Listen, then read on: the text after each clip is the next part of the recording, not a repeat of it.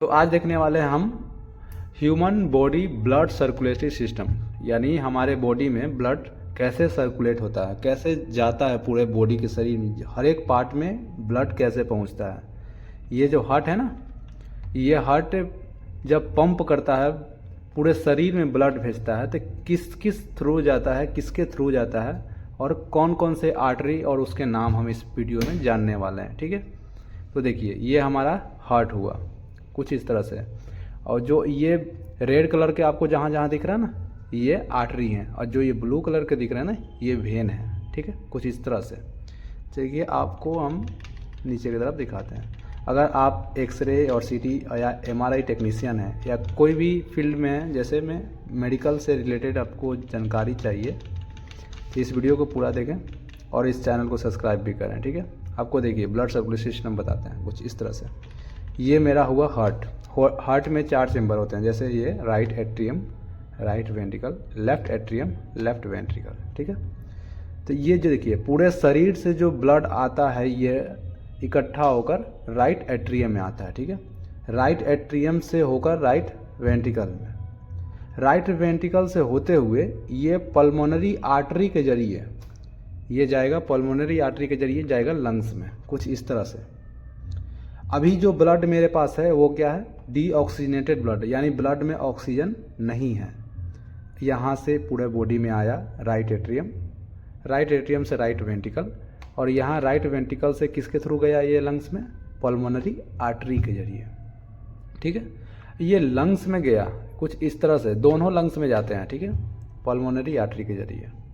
अब ये लंग्स से क्या, ब्लड ऑक्सीजनेटेड हो जाएगा, यानी उसमें ऑक्सीजन की मात्रा हो जाएगा ब्लड में। ठीक है, यहाँ से कैरी कर लेगा ऑक्सीजन, और ये पल्मोनरी वेन के जरिए, ध्यान से देखिएगा, ये पल्मोनरी जो वेन है ना, इसके जरिए ये आएगा लेफ्ट एट्रियम में, हार्ट के लेफ्ट एट्रियम में, कुछ यहाँ पर। ठीक है, लेफ्ट एट्रियम में आने के बाद लेफ्ट वेंट्रिकल में ब्लड जाएगा।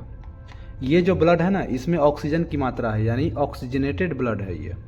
ठीक है, अब ये ऑक्सीजनेटेड ब्लड पूरा बॉडी में जाने के लिए तैयार है। ब्लड में ऑक्सीजन की मात्रा हो गया, अब पूरे बॉडी में ये सर्कुलेशन करने के लिए तैयार है। अब यहाँ से जो हार्ट है ना, ये पंप करेगा, लेफ्ट वेंट्रिकल से ब्लड निकलेगा ये अरोटा के जरिए, कुछ इस तरह से। देखिए इसको जो निकलता है ना, यहाँ से असेंडिंग अयोटा, आर्च अयोटा और डिसेंडिंग अयोटा, कुछ इस तरह से पूरा बॉडी में सर्कुलेट हो जाता है। देखिए पूरा बॉडी में चला जाएगा। अब पूरे बॉडी में जाने के बाद सब टिश्यू को ऑक्सीजन दे देगा, जितने भी हमारे टिश्यू हैं, जो टिश्यू से बनते हैं ऑर्गन, उसको ये ऑक्सीजन दे देगा ब्लड।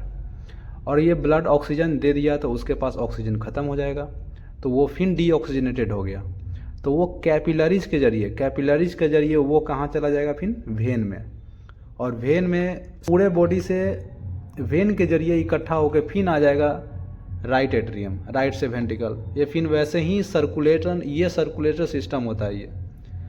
ये साइकिल चलते रहता है पूरे बॉडी में एनी टाइम। ठीक है, अब आगे इसके बारे में हम देखते हैं डिटेल में थोड़ा। ठीक है, ये देखिए ये हुआ हार्ट।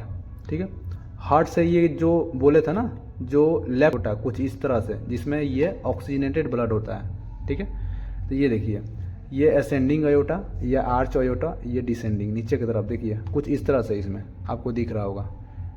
ये पूरा ये जो नीचे जा रहा है ना, ये एब्डोमिनल अरोटा है, ये राइट लेग में, ये लेफ्ट लेग में यहाँ से चला जाएगा, डिवाइड हो जाएगा। और जो आपको ये 3 दिख रहे हैं ना, ये जाते हैं अपर लिम्ब और नेक ब्रेन में जाते हैं। ये आपको जो 3 आर्टरी यहाँ से निकलते हुए दिख रहे हैं। ठीक है, कुछ इस तरह से।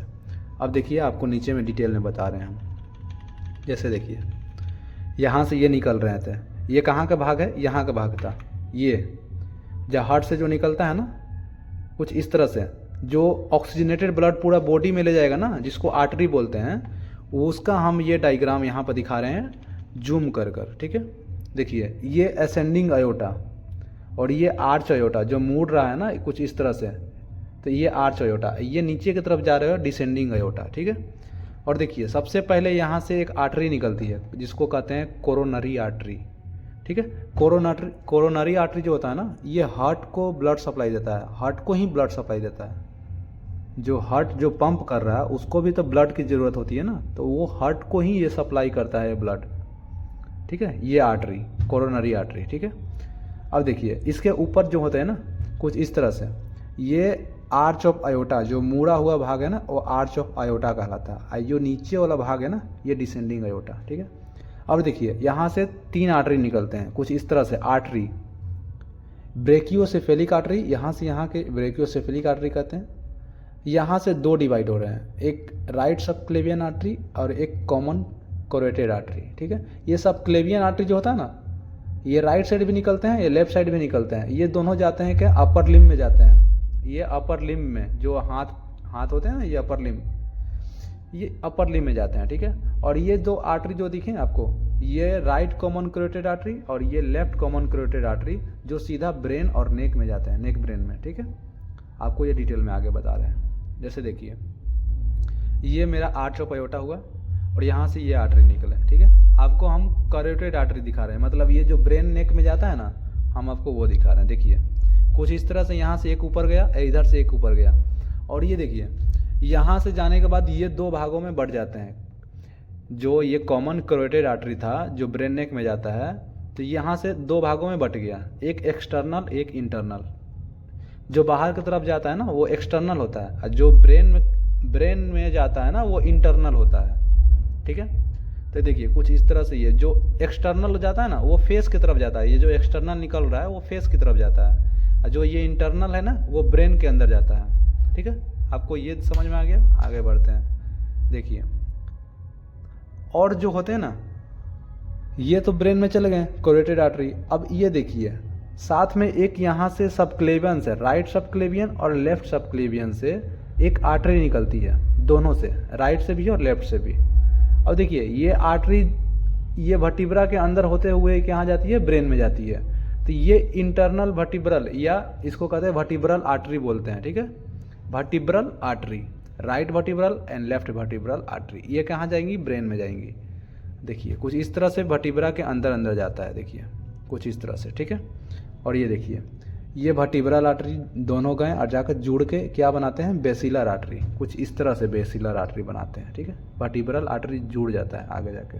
देखिए इसमें डायग्राम में आपको अच्छे से क्लियर हो जाएगा। ये मेरा कॉमन कोरोटेड आर्टरी था, नीचे से जो दोनों जा रहा था ब्रेन नेक में, यहाँ से डिवाइड हो गए, 2 भागों में डिवाइड हो गए कुछ इस तरह से। ये एक्सटर्नल ये इंटरनल, देखिए यहाँ पर लिखा हुआ है एक्सटर्नल और ये इंटरनल, ठीक है। अब देखिए यहाँ पर ये आगे गया ब्रेन में, कुछ इस तरह से दोनों साइड से ब्रेन में गया, और यहाँ से क्या हुआ ना कुछ इस तरह से ब्रेन में जाके इधर साइड में निकल जाएगा।